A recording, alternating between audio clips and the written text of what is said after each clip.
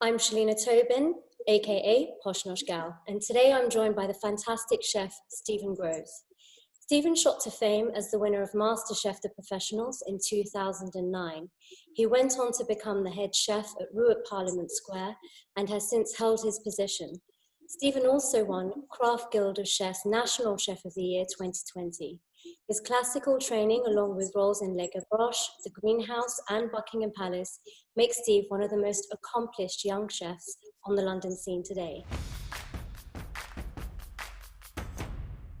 Welcome, Chef Stephen. How are you doing today? Yeah, very well, thank you. Pleasure to be here. So you're the head chef of the famous Roux at Parliament Square. I can only imagine that that's incredibly high-pressured kitchen. Are you using lockdown time to relax and unwind? I think, yeah, to a degree, I think it's a case of making the best of a bad situation. Really, I think it's been lovely to have more time with family. I've got two young children, so having time with those, my wife, which is more than I've ever had in my whole career. Yeah. I think, yeah, you have to kind of try and make the best of the situation. So yeah, there's definitely been more rest than there would be if I was at work, but I'm keen to get back. Yeah, well, are you revising recipes for the restaurant at the moment? Yeah, I mean, at the moment it's difficult to know what season we're going to be in when we get back. So yeah, always thinking of new ideas. I never try and kind of force creativity too much. I like, to the ideas to come kind of naturally, and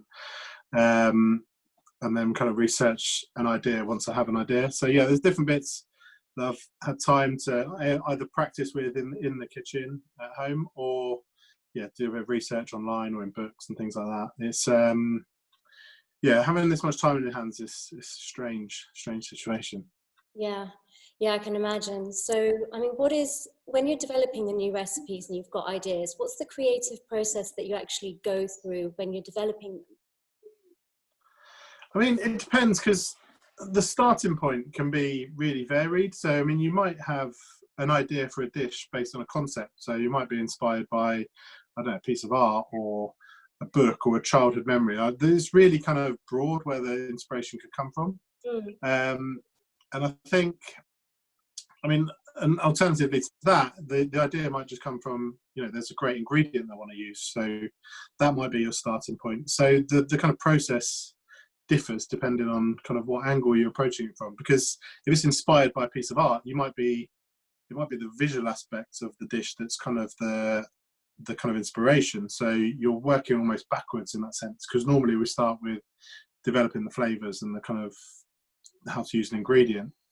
Whereas that side of it, if you've already got the kind of presentation idea down and you're trying to work it into a dish, then that way is sometimes a bit harder. So the process kind of varies, but normally it's a case of we'll have an idea. Normally it's a kind of bit of a collaborative thing as well with the rest of the team and the restaurant.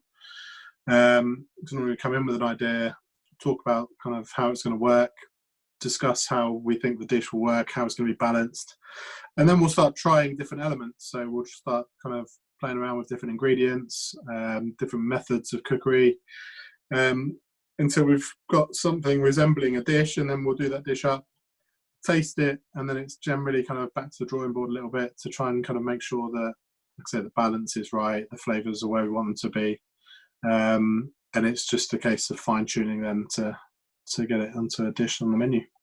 I really love that you use a piece of artwork as well as inspiration to curate a dish. That's yeah, like I say, it can come from anything. I mean, it could be a smell, even. It could be something, that just kind of brings back a memory of something, or something that evokes a feeling. I think is always the kind of best ones. And I think it's why a lot of chefs go back and look at things from their childhood, because it kind of brings back happy memories for them. And hopefully that, that can translate to someone in the dining room as well, that they might have a kind of similar kind of memory that might be evoked from that piece of food. So I think, if you've got something that does kind of create feeling for someone, then I think that's a lot more significant than if it's just a plate of food.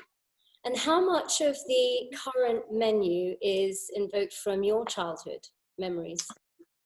A few bits. I mean, we quite often have things on. I mean, I grew up in seaside town in Essex. So I mean, you know, things for me as a child were things like fish and chips and cockles with vinegar and things like those kind of seaside things that for me are more about the kind of environment that you're in, like sitting and eating fish and chips on a kind of promenade by the sea and having those kind of smells and sounds around you is a lot more enjoyable than eating fish and chips at home or just kind of anywhere else. But so I've quite often done kind of a fish and chip inspired dish with kind of like batter kind of pieces and things like that on there, and kind of malt vinegar flavors in there and things like that.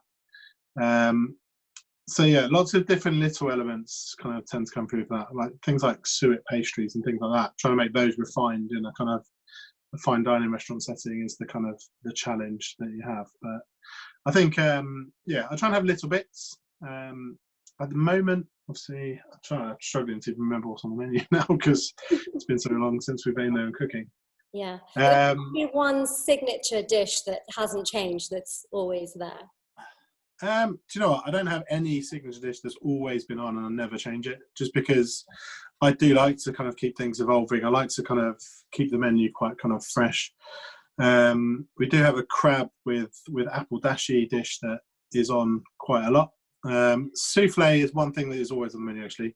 It always changes. We change the flavour seasonally, but we always have a souffle on. And that's more a kind of nod to that kind of French heritage of you know, Chef Michel and the Roux family. It's and it's always incredibly popular as well. People love a souffle, and we just try and all we kind of do with that is just try and make it better each time we do a new flavour. Right, and having learned about the Roux family through college and being inspired by them, how did it feel to go on and work for them? I think for me, working for the Roux family was always a kind of, it was completely the driving factor between the driving force with me entering MasterChef. That was what it was all about, was meeting Michel Roux, trying to become part of that family as such. And they're always kind of people that I wanted to work for. I think I've said before previously, it's going through college and working from their books. Like the Roux Brothers on Patisserie was one of the first kind of proper chef cookbooks I remember reading.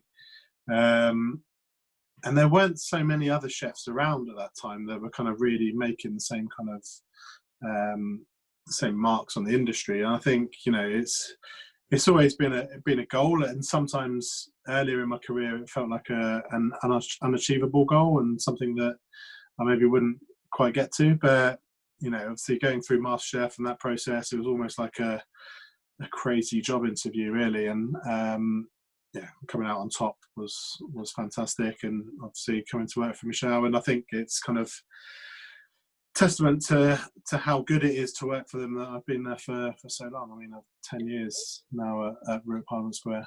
Yeah. So what is it about your job that you love the most? What particular part? It's all of it, really. I mean, I love the creative side, and I think I've been very lucky at the restaurant that working under another chef, to have that kind of creative freedom to put my own style onto the menu, to have kind of complete freedom on what goes on the menu. I think that's something that's been earned over time, obviously, but it's having that freedom to do that is what kind of keeps me going creatively. But then also there's different parts of it. And I think as I've got older, there's different parts that have kind of appealed to me more. Things like developing younger chefs and helping them come through and rise through the ranks, and seeing those flourish and go elsewhere and achieve. I think that's kind of gives me a great sense of pride when I see chefs that have gone through our kitchen go on and do great things. So that's a big part of it now. The camaraderie has always been a big thing for me. I think working in part of a team to try and achieve a common goal has always been something that's driven me on. I think that's the first thing that really caught me about coming into a kitchen, because at school I never really enjoyed going to school. It was only when I went to catering college that I thought, you know, this is good. I want to get up in the mornings. I want to go and do this. It's long days, but I just loved it. I loved being in that kitchen and the kind of the banter, the atmosphere, the whole kind of vibe. I've just really enjoyed. I really thrived on that. Yeah. So speaking about atmosphere and vibe, I mean, you're just around the corner from House of Parliament. You must have met a few politicians and had some interesting gossip. A few, obviously, I'm in the kitchen, so I don't really get to see everybody. I certainly don't get to hear what they're saying in their private meetings, and obviously a restaurant like ourselves, I think it's discretion is key. So it's yeah, I'm sure the walls have probably got a few tales to tell if they could speak, but it's yeah, we've had a few in. I think it's, you know, like I say, we're just across the road, so it's inevitable that part of our business is going to be politicians, and you know, yeah, we're quite good in the sense that our restaurant is broken down into 3 rooms, so we have got a kind of fair amount of private dining space that if there is a meeting where confidentiality is key, then there is space for that. Yeah. So you mentioned earlier on that when you were at catering college, that's where your love of food came from. What was your childhood ambition? Did you love food when you were a child and love cooking at any point before that? No, not really. Do you know what? I think so many chefs have got lovely tales of cooking with their mum or cooking with their grandmother, and you know, I was making pasta when I was 5 and this, that and the other, and this really romantic tale, and I think that's great. I love it. I'd love that to be my story, but it just wasn't. I think, you know, my food was a big part of family kind of life growing up, and we enjoyed kind of sitting down and eating. But I think, you know, the interest in food in this country back then wasn't as kind of strong as it is now, and obviously with the internet and social media, then it's a lot easier to get the information, and obviously the ingredients that are coming into the country now, they're so readily available, kind of weren't then. So it was a lot more kind of basic food at home. That's not to say it wasn't good food. I mean, you know, good quality stews and simple proper family meals were kind of the staple, but I wasn't particularly interested in kind of standing there with mum or nan kind of cooking. I enjoyed eating their roast dinners and things like that, don't get me wrong, but I wanted to be a fireman. That was my main goal. I wanted to be a firefighter. That was the idea. When I got to leaving school, I had obviously a couple of years between being 16 and 18 until I could apply to the fire brigade. So I just went to catering college as something to fall back on. A few friends were doing it. That seemed like a good enough reason for me to go and learn to cook. And I just thought being able to cook is a good life skill, right, as much as anything. Absolutely. So it seemed like a good plan. And to be honest, it wasn't so much a love of food that I developed straight away at catering college. It was more a love of being in the kitchen. It was a love of, like I said, that camaraderie, that kind of working with a team in a kitchen in a high pressure environment. It's fast paced. It's, I don't know, it just felt fun. It didn't feel like work ultimately. So it was more a love of that kind of really kind of captured my imagination to begin with. I think the love of food came a bit later when I probably kind of learned my craft a little bit more. And then it started to become, as you kind of mature as a chef, become about, you know, finding the best possible ingredients, working with like-minded producers and suppliers. That I kind of really developed a love of food. I think at first it was just, I loved doing the job. I loved kind of running around and you know, trying to figure out ways of getting ready for service on time and not get shouted at. And it's a bizarre thing, but it's just I really enjoyed that. There's you just mentioned that it didn't feel like work at all because you loved it so much, and there's a really interesting saying which is if you love what you do, you never have to work a day in your life. Yeah, I've heard that quote. I think that's rubbish, but it's no, don't get me wrong. Over at the beginning, yeah, great. It was fun. There's been ups and downs. It's been a bit of there are times in this career where you look at it and you think, what am I doing? Yeah. Because it's, you know, it's hard. You're not getting paid great money, especially at the beginning. It's incredibly long hours. It's stressful. It's all those things, you know, you're going to have ups and downs. So I think ultimately, yeah, at the beginning, I loved it. I was super enthusiastic. There's been times in the middle where I've wanted to get away, and I revisited the idea of joining the fire brigade and all the rest of it. And then obviously since MasterChef and kind of moving to London, really, I think that was the kind of driving factor of it changing. And I think once you feel like you're getting somewhere and you're achieving something, it gives you that kind of motivation and that incentive to keep pushing. Yeah. But if you don't, sometimes you can just kind of get stuck in a bit of a rut. So yeah, I think there are times when it has felt like work. And even when you are loving doing it, don't get me wrong, it still hurts your legs, your bones, your joints and all the rest of it when you're working 15 hours a day. So other than the Roux family, where do you look to for inspiration? Who are the other chefs out there that really inspire you? I mean, key ones. I mean, Thomas Keller's always been someone that I just think, everything he does looks immaculate. It's got such a kind of clear style to his food. So yeah, always a kind of big source of inspiration there. I think there's the kind of very obvious ones in this country. I think you look at people like Sat Baines, just incredible. Daniel Clifford at Midsummer, Michael Caines down at Limestone Manor. I think they're kind of the people in this country that I kind of always looked up to massively. I think it's changing as well now. The fact that with social media and all that kind of ability to see what other people are doing without even going to their restaurants and things like that. There's so many good chefs out there now, and I think there's a kind of a community feel to it where we're all kind of keen to help each other, sharing recipes and things like that. I think that the industry's changed in that sense quite a bit. Yeah. So how do you inspire or motivate your own team?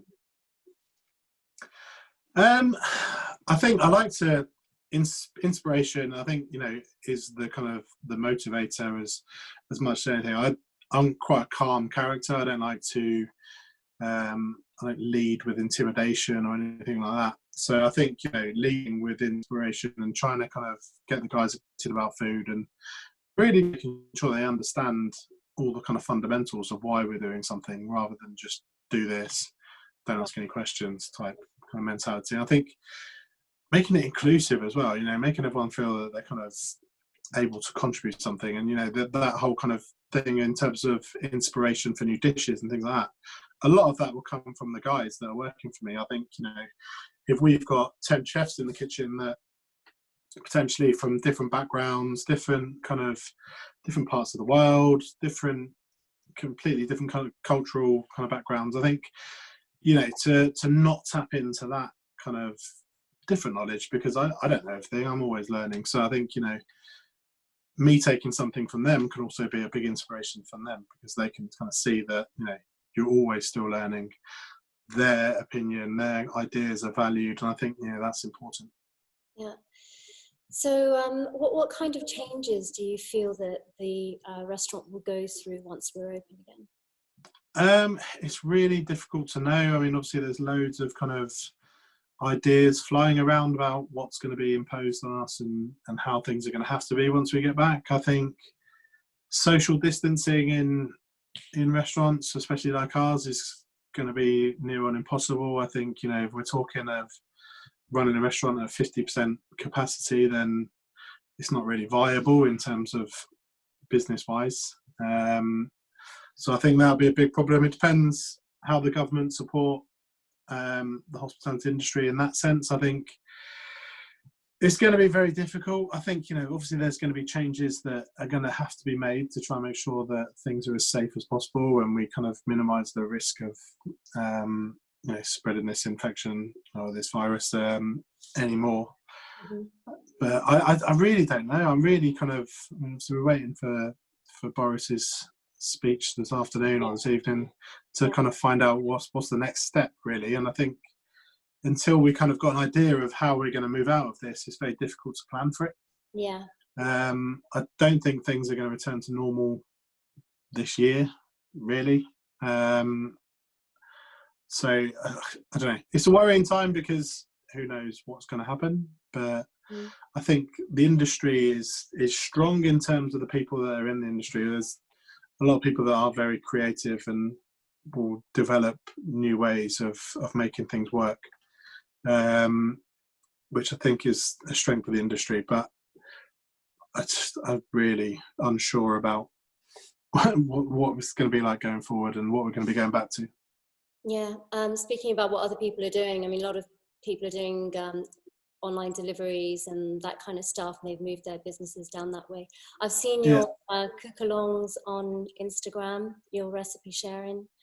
Yeah, well, I think, you know, it's nice to do something like that. I mean, to be honest, actually having this time has been good in that sense, and trying to start a YouTube channel where I can kind of share some ideas and just kind of how to cook better at home, I guess. I think, you know, there is such a big interest in now that everyone is stuck at home. People enjoy cooking at home.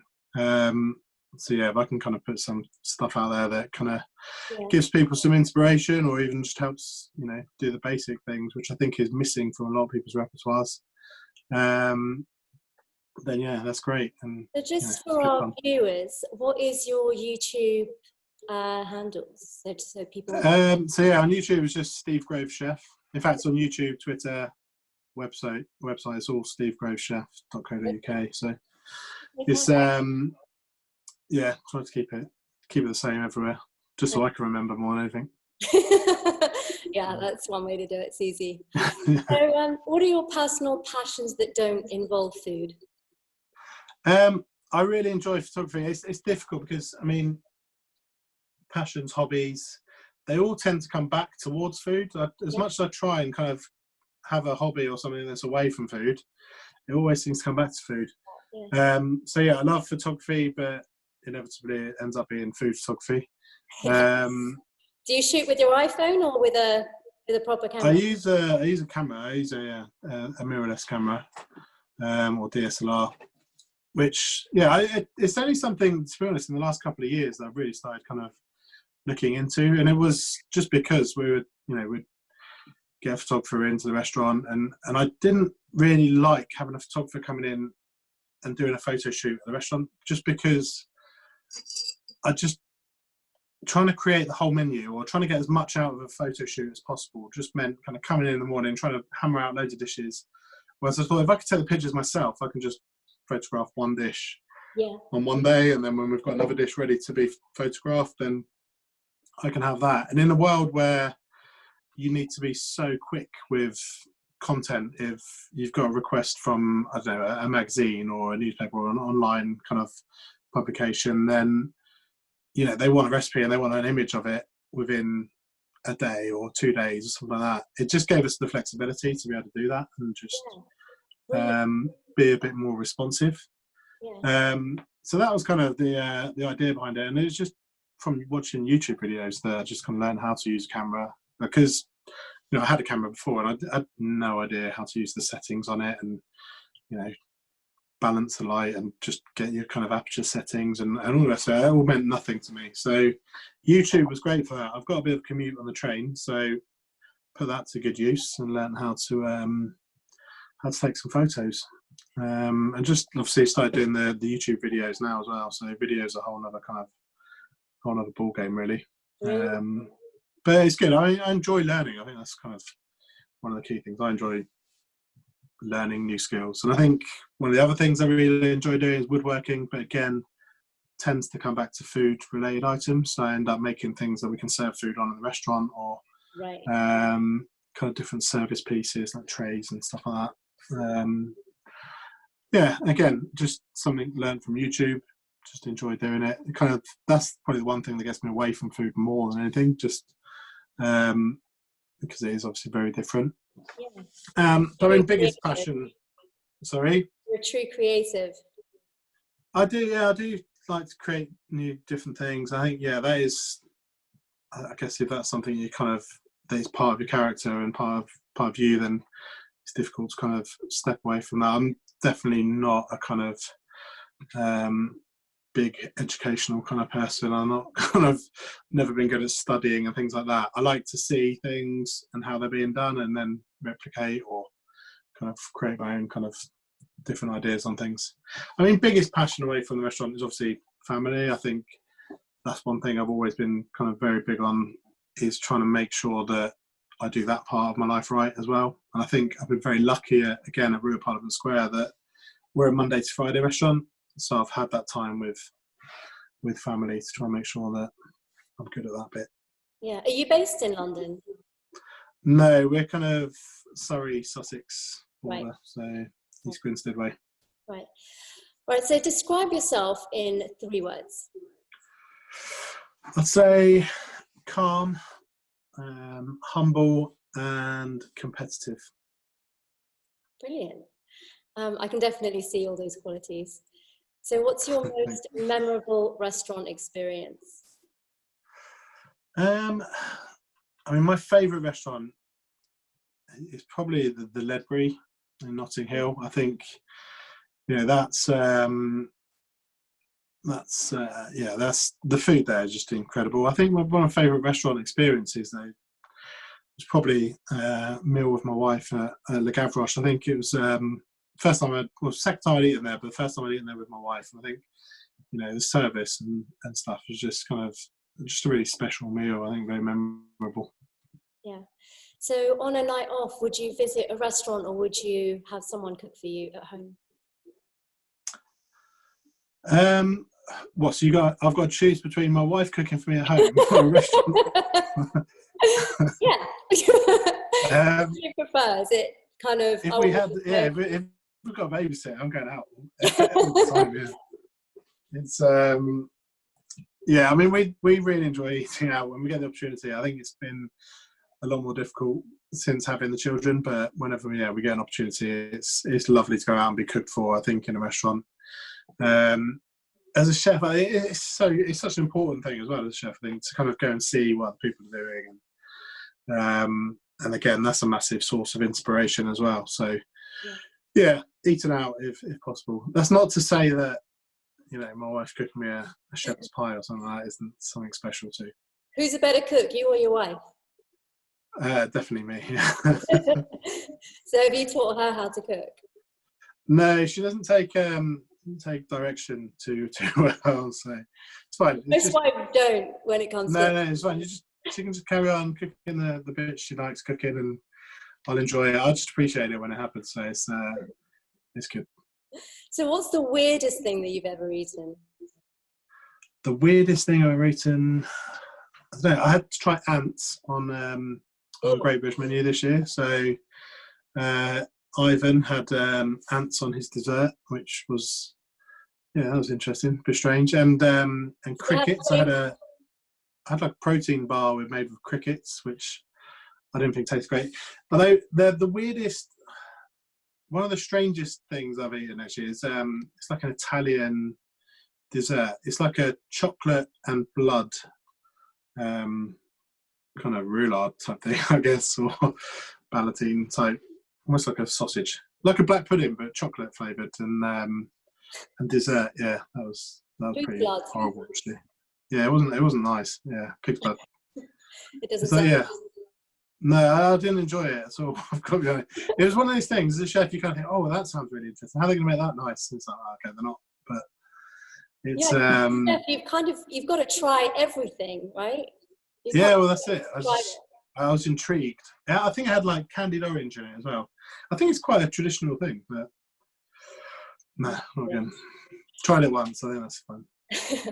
So looking back, London was a great move for you. You won MasterChef. You've been with the Roux family since 2010. And just this year gone, you were crowned Chef of the Year. What are your future aspirations? I don't know. It's difficult now, isn't it, to know what happens. So I'd love to have a Michelin star. Yeah, I think that's it's one of those things that it's never quite happened for us, and it's something that we're always kind of trying to push towards. I think I say we're trying to push towards that. I think we're always just trying to push to make ourselves better. So I think whilst there's room to grow at Parliament Square, and I still feel there is, I think that's kind of the key thing for me, is feeling that we can still take things further and just improve and carry on improving. I think once I get to a point where I don't feel we can improve anymore, then maybe it's time for a new challenge. What that looks like, I don't know, but yeah, absolutely, we would love to kind of get all the accolades. Yeah, yeah. Well, good luck. Best of luck with all of that. And thank you for Thank joining you. us, and stay safe.